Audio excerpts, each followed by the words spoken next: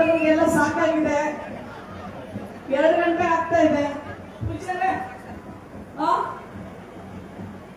ಪೂಜ್ಯರ ಪಾದಾರಗಳಿಗೆ ನಮಸ್ಕಾರ ಮಾಡ್ತಾ, ನಮ್ಮ ವಿನಯ್ ಗುರುಜಿ ಬಂದಿದ್ದಾರೆ. ನಾನು ಯಾವಾಗಲೂ ಅವರಿಗೆ ದತ್ತು ಪುತ್ರಿ, ಸಮಾಜದ ಎಲ್ಲ ಗಣ್ಯರಿದ್ದೀರ, ಶಾಸಕಿ ಹೆಣ್ಣು ಮಗಳು ನಮ್ಮ ಅಕ್ಕ ಕರಿಯಮ್ಮ ಅವರಿದ್ದಾರೆ, ಮತ್ತೆ ನಮ್ಮ ಗುರುಮಿಟ್ಟದ ಶಾಸಕರಿದ್ದಾರೆ, ಮತ್ತೆ ಸರ್ಕಾರದ ಅಧಿಕಾರಿಗಳಿದ್ದಾರೆ, ನಾಯಕರಿದ್ದೀರಾ, ನಾಯಕಿಯರಿದ್ದೀರಾ, ಸಭೆಯಲ್ಲಿರುವಂತ ಹೆಣ್ಣು ಮಕ್ಕಳು, ಮಹಿಳೆಯರು, ಮತ್ತೆ ಮದುವೆ ಆಗ್ತಾ ಇರುವಂತ ವಧು-ವರರು ಎಲ್ಲರಿಗೂ ಮಗಳಾಗಿ, ತಾಯಿಯಾಗಿ, ಅಕ್ಕನಾಗಿ, ಸಹೋದರಿಯಾಗಿ ನನ್ನೆಲ್ಲ ಹಾರೈಕೆ ಮತ್ತು ಆಶೀರ್ವಾದ. ಈ ಕಾರ್ಯಕ್ರಮಕ್ಕೆ ನಾನು ಬರಬೇಕು ಅಂದ್ರೆ ಅದು ನಮ್ಮ ಬೂದಿ ಬಸವೇಶ್ವರ ಇವತ್ತಿನ ಶರಣರು ನಮ್ಮ ಅಯ್ಯಣ್ಣ ನನ್ನ ಅಕ್ಕ ನೀನು ಬರಲೇಬೇಕು ಅಂತ ಹೇಳಿ ನಮ್ಮ ಈ ಒಂದು ಮಠ, ಈ ಒಂದು ಬೂದಿ ಬಸವೇಶ್ವರನ ಸ್ಥಾನ ಬಹಳ ಪವಾಡದಿಂದ ಕೂಡಿದಂತ ಒಂದು ಸ್ಥಾನ ಇದು. ಇಲ್ಲಿ ಬಂದು ಆ ಗುರುಗಳ ಆಶೀರ್ವಾದ ಪಡ್ಕೊಳ್ಳೇಬೇಕು ಅಂತ ಹೇಳಿ ನನ್ನನ್ನ ಇಲ್ಲಿಗೆ ಕರ್ಕೊಂಡ್ ಬಂದ್ರು. ನಾನು ಹೆಚ್ಚಿಗೆ ಏನು ಮಾತಾಡಕ್ ಹೋಗೋದಿಲ್ಲ ಆಲ್ರೆಡಿ, ಯಾಕಂದ್ರೆ 2 ಗಂಟೆ ಟೈಮ್ ಆಗಿದೆ. ವಧುವರರಿಗೆಲ್ಲ ನಾನೊಂದು ಮಾತು ಹೇಳ್ತೇನೆ. ಮಹಿಳಾ ಆಯೋಗದ ಅಧ್ಯಕ್ಷೆ ಅಂತಂದ್ರೆ ತಾಯಿ ಸಮಾನ. ನನ್ನ ಹತ್ರ ಬರೋರೆಲ್ಲ ಯಾರು ಅಂದ್ರೆ ಗಂಡ ಹೊಡೆಯೋದು, ಗಂಡ ಇನ್ನೊಬ್ರನ್ನ ಇಟ್ಕೊಂಡಿರೋದು, ಅಥವಾ ದಿನ ಬಂದು ಕುಡಿದು ಹೊಡೆಯೋದು, ಅತ್ತೆ ಮಾವನ ಮಾತು ಕೇಳ್ಕೊಂಡು ಉಪವಾಸ ಕೇಳೋದು, ಇಂಥವರೆಲ್ಲ ನನ್ನ ಹತ್ರ ಬರ್ತಾರೆ. ಇವತ್ತು ವಧುವರರಿಗೆ ತಾಯಿಯಾಗಿ ನನಗೀಗ 51 ವರ್ಷ, ಅಂದ್ರೆ ನನ್ನ ಮಕ್ಕಳ ಸಮಾನ ನೀವೆಲ್ಲರೂ. ಇಷ್ಟೇ ನಿಮ್ಗೆಲ್ಲ ಒಂದು ಕಿವಿ ಮಾತು ಹೇಳ್ತೇನೆ. ಮದುವೆ ಅಂದ್ರೆ ಕಲ್ಲು ಮಣ್ಣಿಂದ ಕಟ್ಟಿರೋ ಮನೆ ಅಲ್ಲ. ಮದುವೆ ಅಂದ್ರೆ ಪ್ರೀತಿ, ವಾತ್ಸಲ್ಯ, ತ್ಯಾಗ, ಜವಾಬ್ದಾರಿ, ಕ್ಷಮೆ, ತಾಳ್ಮೆ ಎಲ್ಲದರಿಂದ ಕೂಡಿರುವಂತ ಸಂಬಂಧ. ಎಲ್ಲಾ ಗಂಡು ಮಕ್ಕಳು ಹೇಳ್ತಾ ಇದ್ದೀನಿ, ಇವತ್ತು ನಮ್ಮ ಹೆಣ್ಣು ಮಕ್ಕಳನ್ನ ನಿಮ್ಮ ಮನೆ ಕರ್ಕೊಂಡೋಗಿ ಮನೆ ತುಂಬಿಸ್ಕೊಳ್ತಾ ಇದ್ದೀರಾ. ಒಂದು ಮಗಳು ಒಂದು ಮನೆಯನ್ನ ಬಿಟ್ಟು, ತವರು ಮನೆಯನ್ನ ಬಿಟ್ಟು, ತನ್ನ ತಂದೆ ತಾಯಿ, ಅಣ್ಣ ತಮ್ಮಂದಿರು, ಊರು ಎಲ್ಲವನ್ನ ಬಿಟ್ಟು ನಿಮ್ಮ ಮನೆಗೆ ಬರ್ತಾಳೆ ಅವಳು. ನಿಮ್ಮ ಮನೆಗಳು ಹೊಸಬಳಾಗಿ ಬರ್ತಾಳೆ. ನೀವು ಅವಳನ್ನ ಅತ್ತೆ ಮಗಳಾಗಿ ಸ್ವೀಕಾರ ಮಾಡಬೇಕು, ಗಂಡ ಸ್ನೇಹಿತೆಯಾಗಿ ಸ್ವೀಕಾರ ಮಾಡಬೇಕು. ಹೆಂಡತಿ ಮನೆ ಕೆಲಸ ಮಾಡೋಳಲ್ಲ, ನಿಮ್ಮ ಅರ್ಧಾಂಗಿನಿ, ಶಿವ ಪಾರ್ವತಿ ಇದ್ದಂಗೆ. ಯಾರಿದ್ದಂಗೆ? ಎಲ್ಲಿ ತಾಯಿ, ಎಲ್ಲಿ ಹೆಣ್ಣು ಮಗಳು ನಗನಗುತ್ತಾ ಖುಷಿಯಾಗಿರ್ತಾಳೋ, ಎಲ್ಲಿ ಗೌರವಿಸ್ತೀರೋ ಅಲ್ಲಿ ದೇವರಿರ್ತಾರೆ. ಯಾರಿರ್ತಾರೆ? ಎಲ್ಲಿ ಹೆಣ್ಣು ಮಕ್ಕಳು ಚೆನ್ನಾಗಿದ್ರೆ ಯಾರಿರ್ತಾರೆ? ಗಂಡು ಮಕ್ಕಳೆಲ್ಲ ಹೇಳ್ರಪ್ಪ, ನಿಮ್ಮ ಮನೆಯಲ್ಲಿ ನೀವು ಹೆಣ್ಣು ಮಕ್ಕಳು ಚೆನ್ನಾಗಿದ್ರೆ ಯಾರಿರ್ತಾರೆ ಅಲ್ಲಿ? ಯಾರು ಮಾತಾಡೋಲ್ಲ ಇವತ್ತು. ಅಲ್ಲಿ ದೇವರಿರ್ತಾರೆ. ನಿಮ್ಮ ಹೆಣ್ಣು ಮಗಳಿಗೆ ನೀವು ಕಾಟ ಕೊಟ್ಟಿದ್ದೆ ಆದ್ರೆ, ನಿಮ್ಮ ಹೆಣ್ಣು ಮಗಳು ದಿನ ರೋದನೆಯಿಂದ ನರಳುತ್ತಾ ಇದ್ರೆ ಅಲ್ಲಿ ಯಾರಿರ್ತಾರೆ? ಆ ಮನೆಯಲ್ಲಿ ಯಾರಿರ್ತಾರೆ? ದೆವ್ವ ಇರುತ್ತೆ. ಹೌದಾ ಇಲ್ಲ? ಅವಾಗ ಮತ್ತೆ ನೀವು ಗುರುಗಳು ಚರಣಕ್ಕೆ ಬರ್ಬೇಕು. ಸ್ವಾಮಿ, ನಮ್ಮನೇಲಿ ನಾವು ದೆವ್ವ ಇಟ್ಕೊಂಡಿದೀವಿ, ನೀವು ಬಿಡಿಸ್ಬೇಕು ಅಂತ. ಅವಾಗ ಗಂಡ ಹೆಂಡತಿಗೆ ಮತ್ತೆ ಆಶೀರ್ವಾದ ಮಾಡಿ ಕಳಿಸ್ತಾರೆ. ಯಾವಾಗ್ಲೂ ಯಾವ ಮನೆ ಹೆಣ್ಣು ಮಗಳು ನಗನಗ್ತಾ ಇರ್ತಾಳೆ ಆ ಮನೆ ನಂದಾಗೋಕಿಲ್ಲ. ಮದುವೆ ಮಾಡ್ಕೊಂಡೋಗಿ ಹೆಣ್ಣು ಮಗಳು ಮೂಟಿ ಮುಷ್ಟಿ ಸಿಟ್ಟು ಮಾಡ್ಕೊಂಡು ಮೂಲೆಯಲ್ಲಿ ಕೂತ್ಕೊಂಡ್ರೆ ಆ ಮನೆ ಸ್ಮಶಾನಕ್ಕೆ ಸಮಾನ. ಹಾಗಾಗಿ ನೀವು ಮದುವೆ ಮಾಡ್ಕೊಂಡು ಹೋಗ್ತಾ ಇರೋ ಆ ಹೆಣ್ಣು ಮಗಳನ್ನ ಮಗಳಾಗಿ ನೋಡ್ಕೊಳ್ಳಿ, ನಿಮ್ಮ ಸ್ನೇಹಿತೆಯಾಗಿ ನೋಡ್ಕೊಳ್ಳಿ. ತಪ್ಪು ಮಾಡಿದ್ರೆ ಕ್ಷಮೆ ಇರಲಿ, ತಿದ್ದಿ ನಡಿಬೇಕು. ನೀವು ಅಷ್ಟೇಪ್ಪ, ಇವತ್ತು ಮದುವೆ ಮಾಡ್ಕೊತಾ ಇದ್ದೀರಾ, ನೀವು ಮದುವೆ ಆದ್ಮೇಲೆ ಇವತ್ತು ಸ್ವಾಮೀಜಿ ಜಾಸ್ತಿ ಯಾವುದು ಆಯೋಗಕ್ಕೆ ಬರುತ್ತೆ ಅಂದ್ರೆ ಮದುವೆ ಆದ್ಮೇಲೆ 2ನೇ ಸಂಬಂಧ. ಇದು ಬಹಳ ದೊಡ್ಡ ಕಾಟ ಆಗೋಗಿದೆ. ಹೌದಾ ಇಲ್ವಾ? ನಮ್ಮ ಹೆಣ್ಣು ಮಕ್ಕಳು ಸಾಧ್ಯ ಇಲ್ಲ. ಹೌದಾ ಇಲ್ಲ? ನೀವು ಹೌದು ಅಂದ್ರೆ ನಿಜ ಅಂತ, ಇಲ್ಲ ಅಂದ್ರೆ ಇಲ್ಲ ಅಂತ. 2ನೇ ಸಂಬಂಧಗಳು ಜಾಸ್ತಿ ಆಗಿದವ ಇಲ್ವೋ? ಆಗಿದವ ಇಲ್ವೋ? ಈಗಲೂ ಗಂಡು ಮಕ್ಕಳನ್ನ ಮುಚ್ಕೊಳ್ತಾರೆ ನೋಡ್ರಿ. ಅದು ಹೆಣ್ಣು ಮಕ್ಕಳ ದೊಡ್ಡತನ. ನಾವಿವಾಗ ಕೇಳಿದ್ರೆ ಎಷ್ಟು ಜನ ನೀವು ಗಂಡಂದಿ ಹೊಡಿತಾರೆ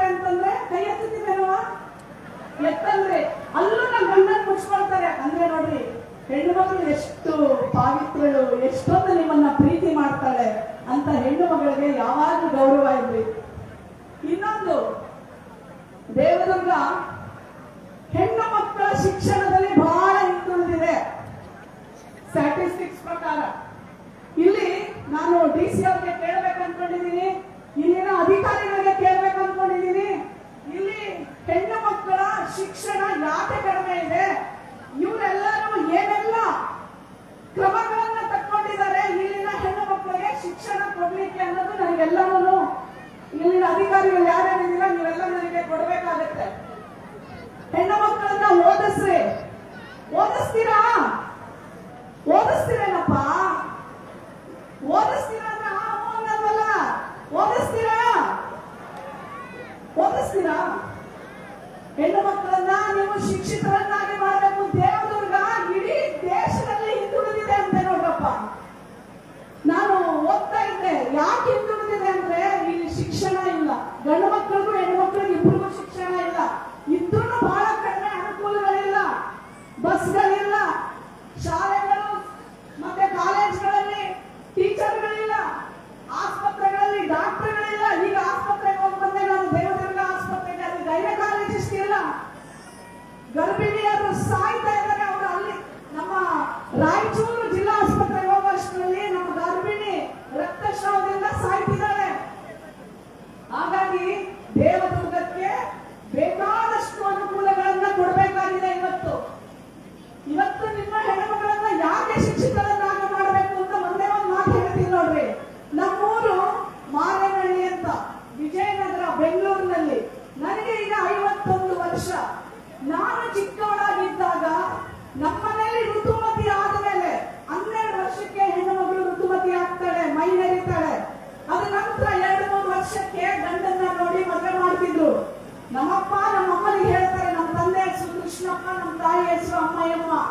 ನಮ್ಮ ತಂದೆ ಹೇಳ್ತಾರೆ ನಮ್ಮಮ್ಮನಿಗೆ, ನನ್ನ ಮಗಳನ್ನ ಚೆನ್ನಾಗಿ ಓದಿಸ್ತೀನಿ, ನಾನು ಎಲ್ಲರಂಗೆ ಮದುವೆ ಮಾಡಿಕೊಡೋದಿಲ್ಲ, ಯಾವತ್ತು ನನ್ನ ಮಗಳು ನಾನು ಓದ್ತೀನಿ ಅಂತಾಳೆ ಅಲ್ಲಿವರೆಗೂ ಓದಿಸ್ತೀನಿ ಅಂತ. ನಮ್ಮ ತಾಯಿ ಅಂತಾರೆ, ನೋಡಕ್ ಚಂದದಲ್ಲ, ಮತ್ತೆ ಒಳ್ಳೊಳ್ಳೆ ವರ ಬರ್ತಾ ಇದ್ದಾರೆ, ಶ್ರೀಮಂತರು ವರಗಳು ಬರ್ತಾ ಇದೆ, ಓದಿ ಏನ್ ಮಾಡೋದಿದೆ, ಅವಳನ್ನ ಒಳ್ಳೆ ಶ್ರೀಮಂತನಿಗೆ ಮದುವೆ ಮಾಡ್ಕೊಂಡು ಅಂತ ಹೇಳ್ತಾರೆ.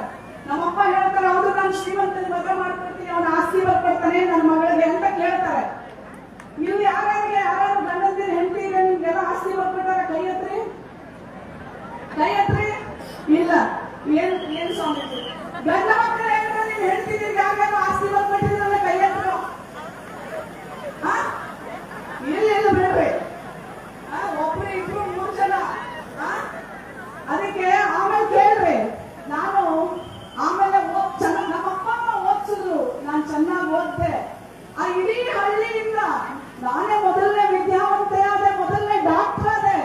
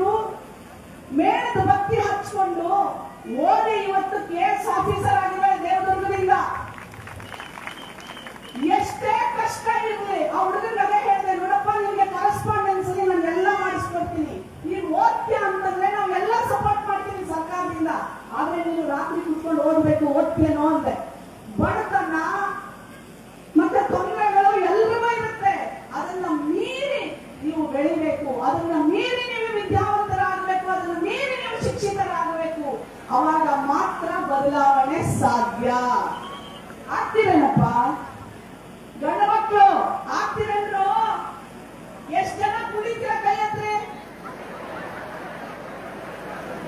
ಸುಳ್ಳು ಹೇಳ್ಬೇಡ್ರಿ. ನೋಡ್ರಿ, ಮಠಕ್ಕೆ ಬಂದಿರೋ ಸತ್ಯವಾದಂತ ಮಠ ಇದು. ನಿಮ್ಗೆಲ್ಲ ಗೊತ್ತು. ಪವಾಡ ಪುರುಷರು ಇರುವಂತ ಜಾಗ. ಇಲ್ಲಿ ಸುಳ್ಳು ಹೇಳಂಗಿಲ್ಲ. ಎಷ್ಟು ಜನ ಸೇರ್ತೀರ ಕೈ ಎತ್ರಿ? ಇದೆಲ್ಲ ಇವತ್ತು ಬಂದಿದ್ರೆ ಇವತ್ತು ಪ್ರಮಾಣ ಮಾಡಿ ಹೋಗ್ಬೇಕು. ಗಂಡು ಮಕ್ಕಳು ಹೆಣ್ಣು ಮಕ್ಕಳು ಎಲ್ಲರೂ ಚೆನ್ನಾಗಿದ್ರೆ ಮಾತ್ರ ಆ ಮನೆ ಚೆನ್ನಾಗಿರುತ್ತೆ, ಆ ಊರು ಚೆನ್ನಾಗಿರುತ್ತೆ, ಆ ನಾಡು ಚೆನ್ನಾಗಿರುತ್ತೆ, ರಾಯಚೂರು ಅಭಿವೃದ್ಧಿ ಆಗುತ್ತೆ, ದೇವದುರ್ಗ ಅಭಿವೃದ್ಧಿ ಆಗುತ್ತೆ, ಕರ್ನಾಟಕ ಅಭಿವೃದ್ಧಿ ಆಗುತ್ತೆ ಅಲ್ವಾ? ಕಡೆಯದಾಗಿ ಒಂದು ಮಾತು, ನಮ್ಮ ಹೆಣ್ಣು ಮಕ್ಕಳು ನಮ್ಮ ಗಂಡು ಮಕ್ಕಳೆಲ್ಲ ತಿಳ್ಕೋಬೇಕು. ನಿಮಗೆ ಏನೇ ತೊಂದರೆ ಆದ್ರೆ ಮದುವೆ ಆಗ್ತಾ ಇರೋ ತಾಯಿ ಅಂದ್ರೆ ನಿಮ್ಗೆಲ್ಲರಿಗೂ ಒಂದು ಮಾತು ಹೇಳ್ತೀನಿ. ಯಾವತ್ತಾದ್ರೂ ನಿಮ್ಮ ಗಂಡ ನಿಮ್ಮ ಮೇಲೆ ಕೈ ಮಾಡಿದ್ದೆ ಆದ್ರೆ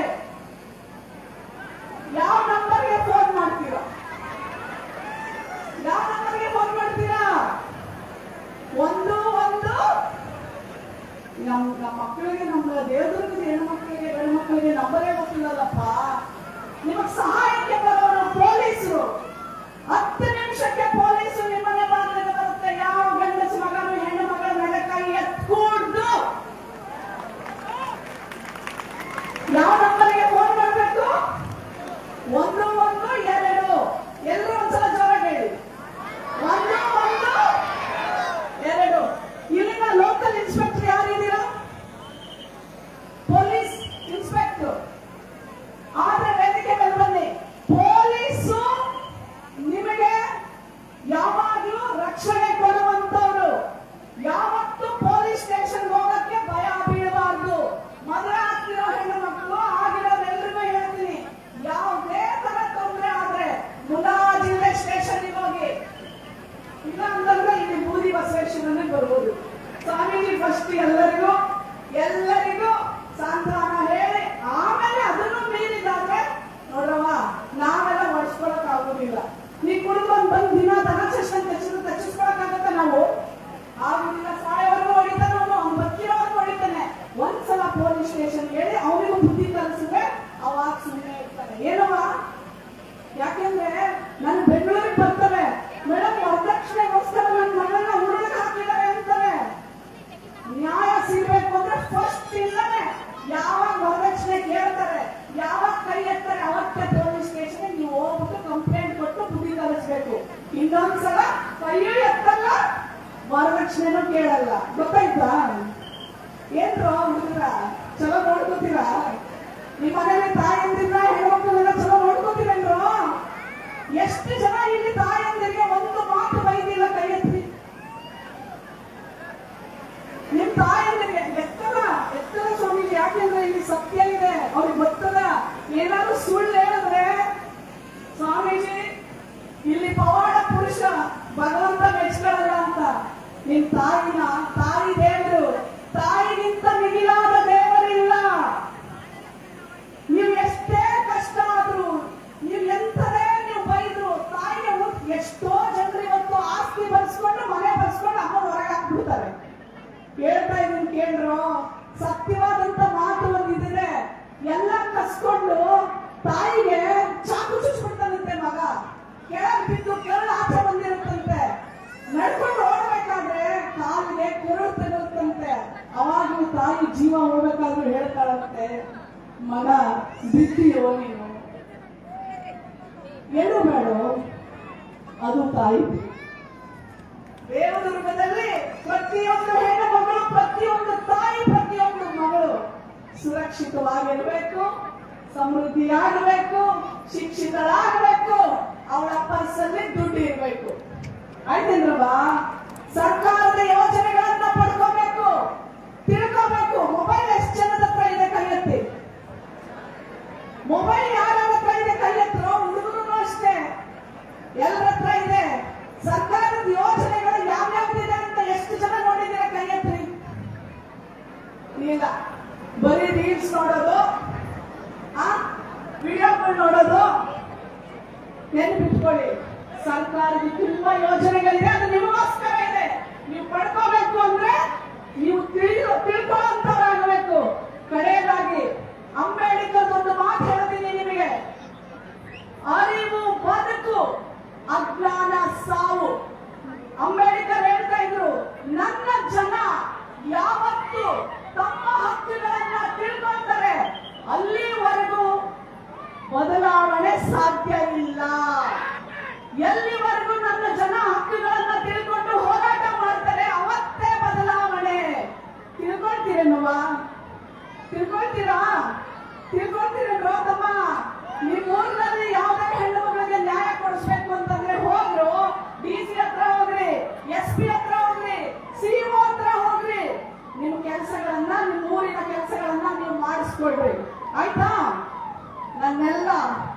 ವಧುವರನಿಗೆ ಆಶೀರ್ವಾದ ಮತ್ತು ಪ್ರೀತಿ.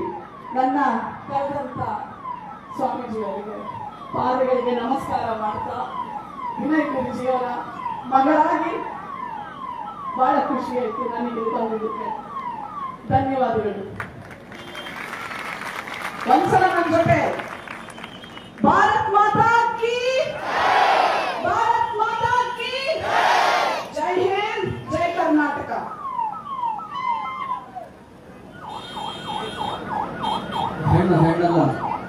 ಹೆಣ್ಣು ರಕ್ಕಸಿಯಲ್ಲ, ಹೆಣ್ಣು ಸಾಕ್ಷಾತ್ ಕಪಿಲ ಸಿದ್ದಮಲ್ಲಿಕಾರ್ಜುನರ ಹಾಗೆ ಸಮಾಜದ ಕಳಕಳಿಯ ಬಗ್ಗೆ ಮಾತನಾಡಿದ ಮಾತೋಶ್ರೀ ಅವರಿಗೆ ಜೋರಾಗಿ ಚಪ್ಪಾಳೆಯನ್ನು ಕಟ್ಟೋಣ. ಈ ಧರ್ಮ ಸಮಾರಂಭದಲ್ಲಿ ಪಾಲ್ಗೊಂಡಿರತಕ್ಕಂಥ ಸನ್ಮಾನ್ಯ ಶರಣಗೌಡ ಕರ್ಕರು ಬಂದು ಮಾತನಾಡಬೇಕಾಗಿ ಅವರು ವಿನಂತಿ ಮಾಡ್ತಾರೆ.